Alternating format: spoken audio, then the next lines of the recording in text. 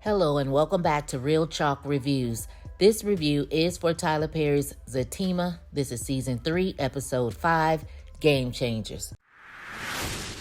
We open up the episode where we left off with Zach walking up on Connie and Fatima wondering why she's there. So they play it off and say that she's there to find out things about Miss Gladys, like her favorite color and all of that. And Zach questions, how would Connie know any of that? And Connie told him, because I used to talk to her all the time. And it was as if he didn't believe her. He wanted to know exactly what they were talking about. Connie told him she used to tell her about her dreams, getting clean, and him. Now, of course, he wants to know what did Miss Gladys have to say about him, and Connie told him that she was proud of him, and he laughed it off like a yeah, right, and said, I almost believed you. So Connie lets him know that she doesn't have to lie about that, and Fatima agreed that Connie is probably telling the truth. It's not that he doesn't believe it, it's just hard for him to hear. So after all of that, Fatima asked him what was he doing down there, and he said he came to talk to his brother. And she questioned him, I thought we were going to talk to him together. And maybe I missed something, but what were the two of them going to talk to Jeremiah about together? Because she never mentioned the insurance policy, so I'm a little confused on that part.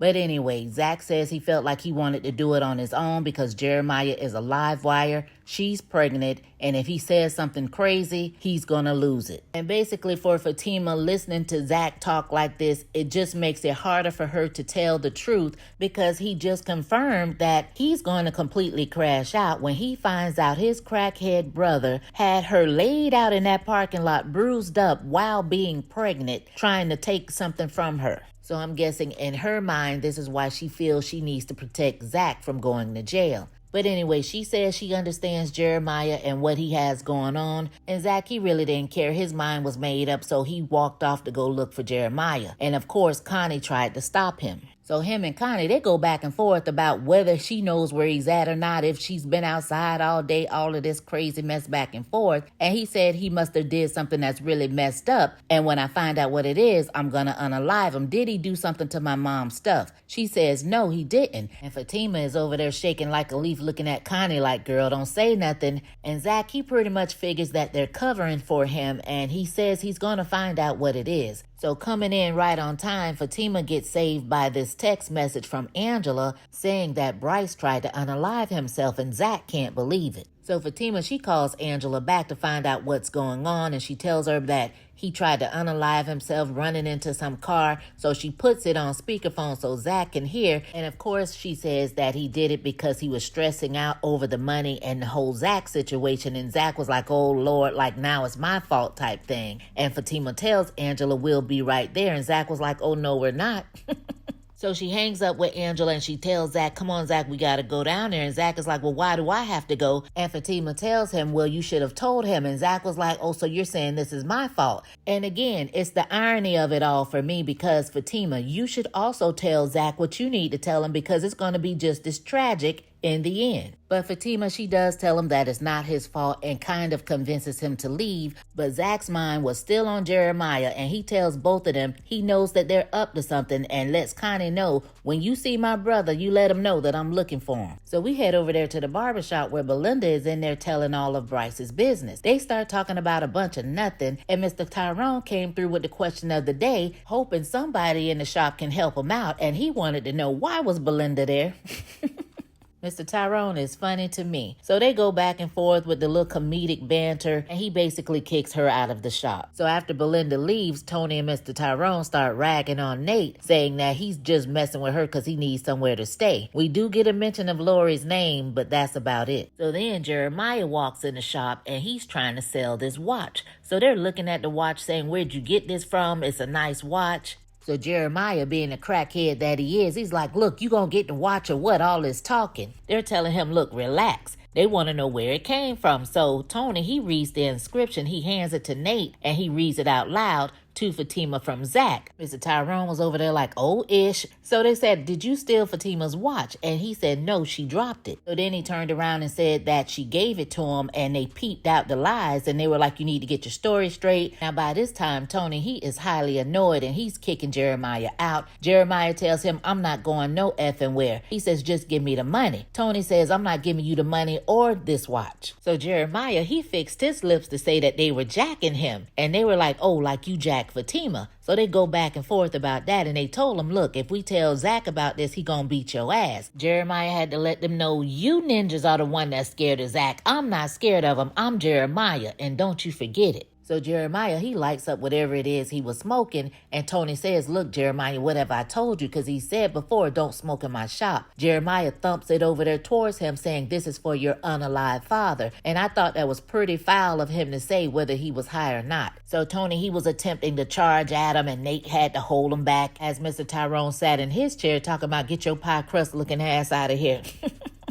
So Nate and Tony, they get into this back and forth about who was going to take the watch back to Fatima and who was going to talk to Zach. Tony says that he'll take care of it because he doesn't need Nate going saying something crazy. Nate says that make sure you talk to Zach because he doesn't need this thing blowing up. So Zach and Fatima, they make it over there to the hospital, and Angela is in the waiting room, and Zach expresses that he thinks that it's messed up that this has happened to Bryce. And I guess Angela thought that Zach's heart was made of ice or something, because she asked him the dumbest question like, wait, you didn't want this to happen to him? Like, girl, what are you talking about? And then had the nerve to demand an answer, and he had to tell her like, girl, no. So Zach asked her, are you sure that he did this on purpose? And she said, yes, I was there. Fatima wanted to know, did she call his parents? And she said no, she wanted to talk to Bryce first. And plus, she doesn't know his parents, and she's looking at them as if she thinks they're judging her, and says she hasn't been dating him that long. And Zach was like, exactly. Like, girl, don't nobody give a damn. Quiet as it's kept, Zach and Fatima were already engaged before he met her mom and stepdad. So the doctor comes out and lets Angela know that Bryce is going to be fine. He suffered a few injuries and that she can go back and see him. Zach, he tried to get out of not going back in there to see Bryce, but it didn't work. And side note, was I the only one waiting for the doctor to acknowledge that she remembered Zach and Fatima from dealing with Miss Gladys and dealing with Jeremiah running amok all up and through the hospital? I mean, it just happened about a week ago. So even if she's seen 1,000 patients a day, she should remember who they are.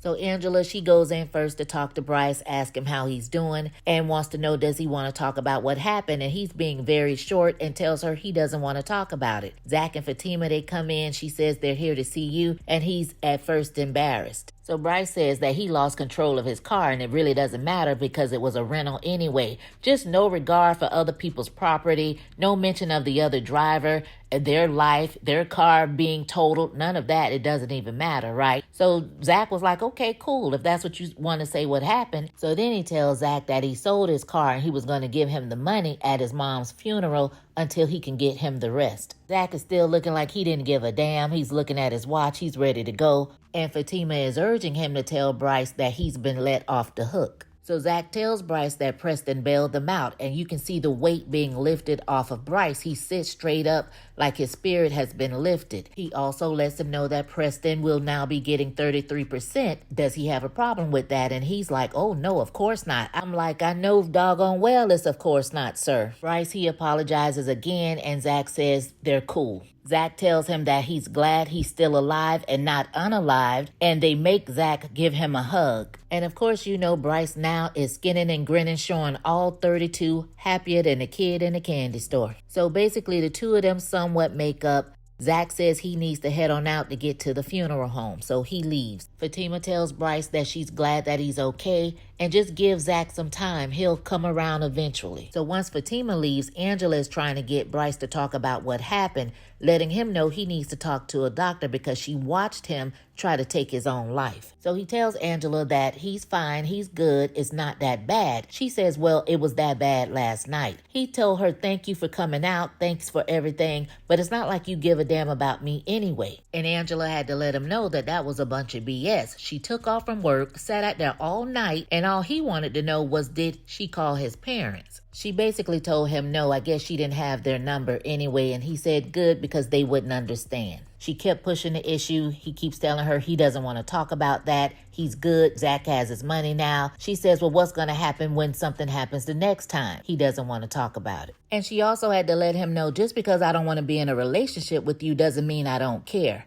So to avoid continuing this conversation with Angela, he now wants to be discharged, and he's telling her to go get the doctor. Otherwise, he's going to discharge himself. So she does just that. So Zach and Fatima, they head down to the funeral home, and when they get in there, the funeral director is showing them caskets, and the first one he shows them, Zach asks how much is it, and he tells him 18 grand. Zach starts acting a whole fool like, look, that thing is used, it's old, it's scratched up, you in here trying to scam people. Fatima, she tries to calm him down, and he's like, I'm the one should be ooh, and 18 grand my ass, I can buy her a whole used car and bury her in that.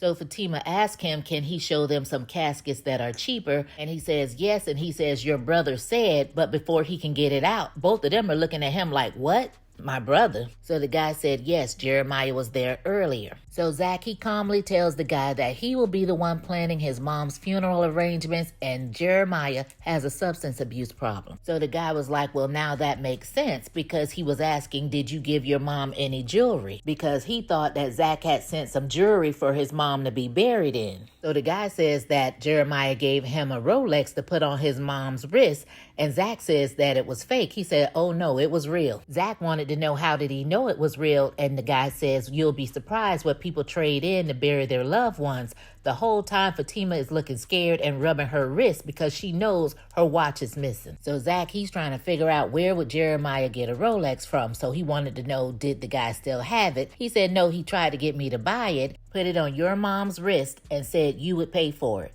So the funeral director said he had a photo of the watch and asked did they want to see it. Of course, Fatima's heart sank to the bottom of her stomach, and she's like, no. And Zach was like, yes. So they going back and forth. So she changes the subject again and tells the guy to show them a casket maybe around $5,000. And Zach thought that 5 grand was still too much, and the guy went to get the catalog. So apparently the guy does bring the photo of the watch back. Zach keeps looking at it. Fatima is trying to divert his attention back to Miss Gladys's funeral plans, but Zach, he can't seem to let it go. He still wants to know what's going on. He's telling Fatima to look at this picture. She's looking all crazy, of course, and he wants to know, how would Jeremiah get his hands on a Rolex? And she's playing it off saying, I have no idea, babe. He flips her coat sleeve up and says, Fatima, where's your watch? And of course, she's looking like she saw a ghost. And that's where the episode ends. Woo, child. Zach is getting closer and closer to the truth, and Jeremiah had a lot of nerve taking that watch all up and through everywhere trying to sell it, but hey, that's what crackheads do. Drop down in the comments and let me know what you thought about this episode, and as always, you guys, thanks for watching, thanks for listening, and I'll catch you on the next one. Peace.